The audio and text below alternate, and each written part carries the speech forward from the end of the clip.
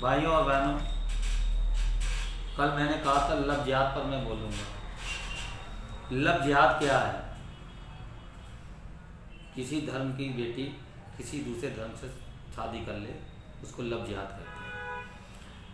हिंदू धर्म की बेटियां दूसरे धर्मों में शादियां कर रही हैं, ये एक लव जिहाद का रूप लिया है, जिसका मैं भी विरोध करता हूँ। ऐसा नहीं होना चाहिए, लेकिन इसको रोकने के क्या उपाय हैं और ये लव जिहाद क्यों होते हैं, आज इस पर बैठकर बात होनी है। मैं ये अपनी विचारधारा है, किसी को सही लगे गलत लगे वो मुझे कमेंट में बता सकता है, अपनी राय दे सकता है। अगर मैं गलत हूँ तो मुझे बताए, कोई दिक्कत नहीं है, सभ्यता से बताए। इसका लव जिहाद का संबंध शराब से है, मैंने लिखा था, तो ये शराब से है, जैसी मैं आपको जानकारी देना चाहूँगा अपने विचारों के आधार पर। हमारी सरकार ने 50% जो महिला रूप में वोटर है, 50% बेटियों को शिक्षा दे रही है, और वो मुफ्त में भी शिक्षा दे रही है, और बहुत अच्छी तरीके से सर्व शिक्षा अभियान के तहत बेटी बचाओ बेटी पढ़ाओ के अभियान में भी सहयोग है। कहने का अर्थ यह है कि जब बेटियां हमारी 50% पूरी आधुनिकता के आधार पर शिक्षा ले रही हैं, शिक्षित हो रही हैं, उस प्रकार हमारे 50% लड़के वो शिक्षित नहीं हो रहे हैं। 20% तो शिक्षा हाई स्कूल के बाद ही छोड़ देते हैं, ये सभी लोग जानते हैं, और 20% शराब पीने लगते हैं 18 साल की उम्र के बाद। तकरीबन शराब के नशे में ही हो जाते हैं, नशा मतलब पर्याय रूप से नशा लेते हैं। 10% ऐसा होता है जो आधुनिक शिक्षा के आधार पर एक व्यवस्थित और मजबूत स्थितियाँ होती हैं। तो अब 50% बेटियाँ तो सब शिक्षित हो रही हैं आधुनिकता के आधार पर, और हमारे लड़के 20% शराब के रूप में, और 20% चूँकि गांव में खेती बाड़ी के आधार पर वो अशिक्षित रह जाते हैं। 10% क्वालिफाइड करते हैं आधुनिकता के आधार पर। जो अब हमारी 50% बेटियां शादी जब करेंगी तो उसमें ये तो मान लीजिए अंतर बहुत बड़ा हो गया। तो क्या होता है कि जब कोई बेटी हाई मतलब एजुकेशन करके कोई अच्छी शिक्षा प्राप्त करके नौकरी प्राप्त करती है, तो उसे अपने समाज में अपनी जातियों के आधार पर, हम लोगों का समाज बटा हुआ है, तो उसे योग्य लड़का नहीं मिलता।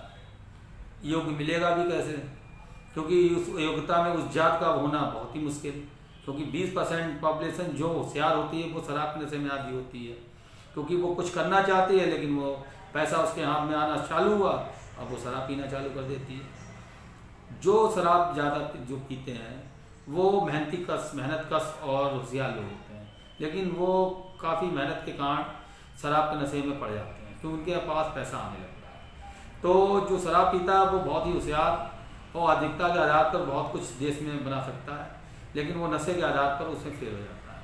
तो हमारी बेटियां इसीलिए लव जिहाद कर रही हैं, क्योंकि मुसलमानों में तो शराब कोई पीता ही नहीं, शराब विरोध है, नशा विरोध है, उनका 1% भी नहीं है शराब या नशे के रूप में।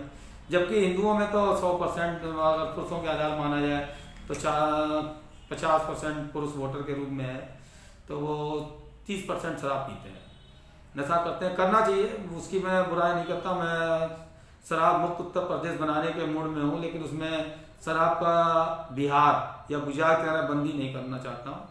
उसमें मैं ये चाहता हूँ कि 60 ml का एक पौवा रख लिया जाए और वो अंगूठे के आधार पर पर डे दिया जाए, नशा कोई ना कर पाए, दवा के रूप में रहे, और 25 साल से उम्र कम पे बच्चे को ना दिया जाए, क्योंकि 18 साल में बालिग तो हो सकता है, लेकिन हमारा बच्चा समझदार नहीं होता है, वो हमारे धन संचय को ख़त्म कर देगा, क्योंकि वो शराब के नशे में अगर होगा तो वो शराब में सब कुछ ख़त्म कर देगा। इसलिए लव जिहाद का मुख्य रूप से शराब दोषी है, क्योंकि हमारे बच्चे पढ़ नहीं पाते हैं सही से कुछ कामों की वजह से, और 20% आबादी जो होशियार होती है, जो पैसा पैदा करती है, वो शराब के नशे में आदी हो जाती है। और हमारी बेटियाँ शिक्षित होकर आधुनिक हो रही हैं, उन्हें उस तरीके का योग्य लड़का नहीं मिलता, तब वो दूसरे धर्म की तरफ विचारधारा लाती हैं कि हमें तो ऐसा लड़का मिल ही नहीं पाएगा।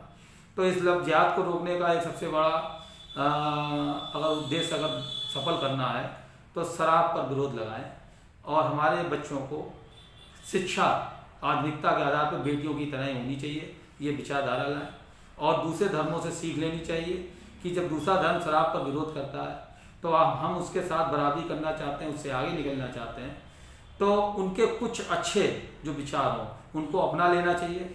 जो खराब विचार है वो तो कोई नहीं अपनाता। अपने धर्म में भी जो इतिहास में लिखे हुए हैं बहुत से, जिन्होंने सही नहीं थे, वो गलत थे विचारधारा के आधार पर, वो समाज ने किसी ने भी नहीं माना और ना ही मानना चाहिए। सामाजिक व्यवस्था करता है, जो सही हो उसको अपनाइए, जो खराब हो उसको छोड़ दीजिए। तो इसलिए इस्लाम धर्म या क्रिश्चियन धर्म, कोई भी धर्म हो, उनकी अच्छाइयों को, हिंदू धर्म को ग्रहण करना चाहिए और अपने में जो बुराइयां हैं धर्म, उनको खत्म करने का प्रयास करना चाहिए। शराब हमारी व्यवस्था, सामाजिक व्यवस्था में सबसे गलत, और यह हमारे आने वाली पीढ़ियों के लिए खतरनाक है। हमारा पूरा समाज शराब से दूषित हो रहा है और हम सबसे बड़ा असर महिलाओं पर ही पड़ रहा है, बेटियों पर पड़ रहा है, चाहे उत्पीड़न के रूप में हो, चाहे लव जिहाद के रूप में हो।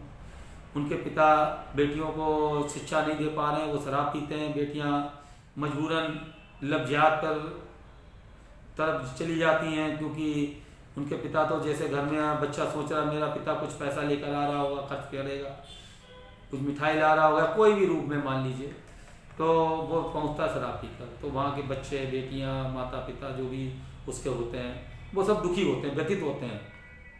उसमें सबसे बड़ा अपने जो नवयुवक और जो बच्चे होते हैं उनके ऊपर फर्क पड़ता है। तो इसलिए मेरा मानना है कि शराब भी लव जिहाद की एक जुड़ी हुई कहानी है और शराब को बंद कराने का प्रयास राणा सरकार कर रही है और उनके विचारों का समर्थन करें और निश्चित तौर पर हम शराब बंद करा देंगे। हम नेताजी सुभाष चंद्र बोस के विचारों के व्यक्ति हैं, इसलिए मैं उनके तेजस्वी विचारों से परिचित भी हूँ, जिन्होंने कांग्रेस को अकेले छोड़ा और देश के लिए एक आज़ाद हिंद फौज की स्थापना कर दी, सिर्फ अकेले व्यक्ति। तो ऐसे महान नेता के विचारों को मैं अपने जीवन में उतारे हूँ और इसलिए मैं आपसे चाहता हूँ कि लव जिहाद को रोकने के लिए शराब विरोधी विचारधारा में पार्टी को बढ़ावा दें और अपने विचारों में लाएं। और महिलाएं तो हर हाल में लाएं, क्योंकि सबसे ज़्यादा उत्पीड़न शराब के द्वारा उनका ही होता है, चाहे वो शराब परिवार पिए या ना पिए, कोई ना कोई निर्भया या प्रियंका रेड्डी बनती रहेगी। इसलिए अब इसी के साथ मैं अपनी समाप्त करता हूँ बातचीत को। जय हिंद, जय भारत।